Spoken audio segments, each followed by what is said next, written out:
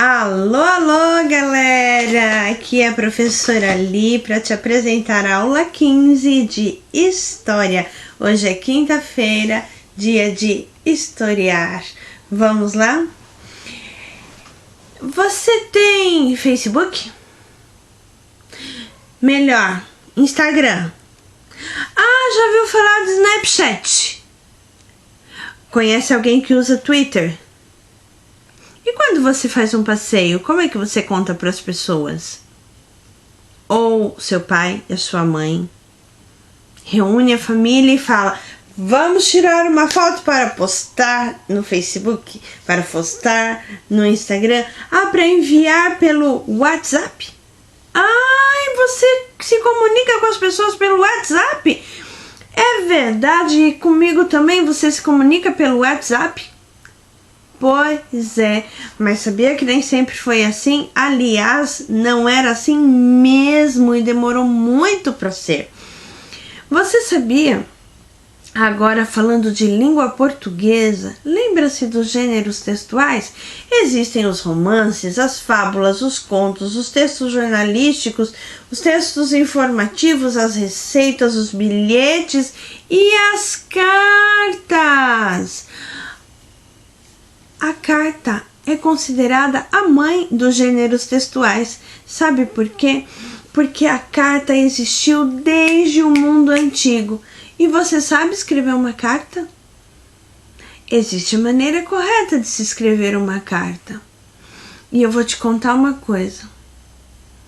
Só não conta pra ninguém que eu pareça velha ou antiga ou antiquada, enfim. Mas quando eu tinha a sua idade, os meus pais me colocaram numa escola de datilografia.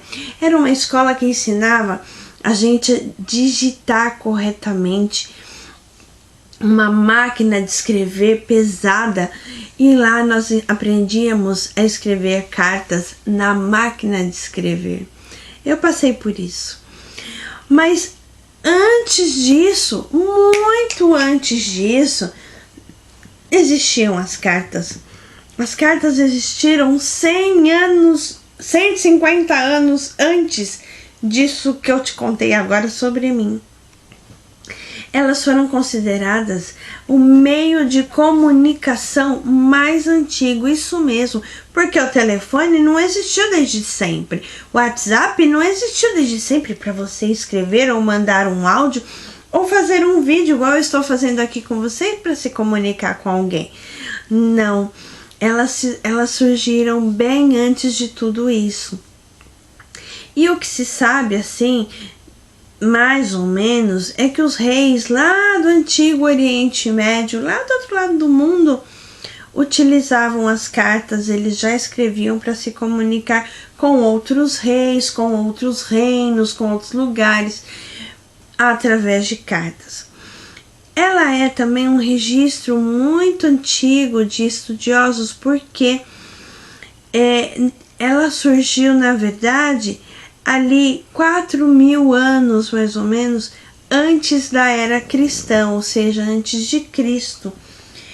E você sabia que as cartas foram utilizadas até na Bíblia? A Bíblia é o maior dos livros do mundo, é o mais vendido em todo o mundo. E na Bíblia existem 21 cartas escritas por Paulo, um cristão, que foi direcionada aos romanos, aos filipenses, que eram as pessoas que moravam numa cidade chamada Filipo, aos tessalonicenses, que era uma cidade chamada, as pessoas que moravam em Tessalônica eram chamadas tessalonicenses, e ele escreveu 21 cartas para povos diferentes, falando sobre Deus, falando sobre moral, falando sobre princípios, sobre como viver bem. Isso tudo lá na Grécia Antiga, muito, muito distante da gente. Mas e aqui no Brasil, como você acha que foi? Eu vou te contar uma historinha bem rapidinho. Certa vez, um homem chamado Pedro Álvares Cabral saiu com suas caravelas, uma frota, uma esquadra, e ia em direção às Índias. Ele precisava sair de Portugal, dar a volta pelo continente africano para chegar às Índias, que fica no Oriente, ali mais perto do Japão, pro lado de lá. Mas quando ele foi passar perto da África, procure na internet, pede pro Google te mostrar o caminho que Pedro Álvares Cabral fez. Ele se afastou do litoral, ele se afastou muito da costa e eles se perderam. E ao invés de fazer a volta no continente africano, eles vieram em outro sentido e acabaram atravessando o Oceano Atlântico. E quando eles atravessaram o Oceano Atlântico, depois de meses de viagem, de repente alguém disse: terra vista! Sabe que terra era essa? A nossa. Mas não se chamava Brasil ainda. E eles aportaram aqui, na verdade ali na região da Bahia. E desceram, encontraram milhares e milhares de índios que eram os donos e são os donos do nosso querido e grande Brasil, que infelizmente atualmente são tão maltratados, mas eles são os verdadeiros donos daqui. E para comunicar ao rei de Portugal que eles tinham descoberto uma terra, um homem chamado Pero Vaz de Caminha escreveu uma carta contando tudo sobre o que eles tinham visto aqui. Tudo. Sobre os índios, como era a terra, que aqui era calor, como era tudo, que tinha muita natureza, muito verde.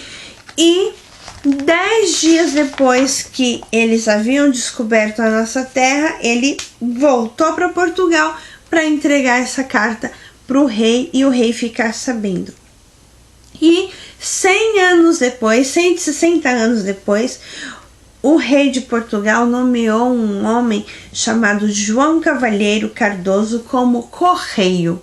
Você conhece esse nome, Correio? O Correio é aquela instituição que manda carta, que manda embalagem, que manda encomenda, que traz o Mercado Livre até a sua casa para entregar, sei lá, qualquer coisa que você tenha comprado, né? Pela internet, que também é um meio de comunicação, mas não existia nada disso.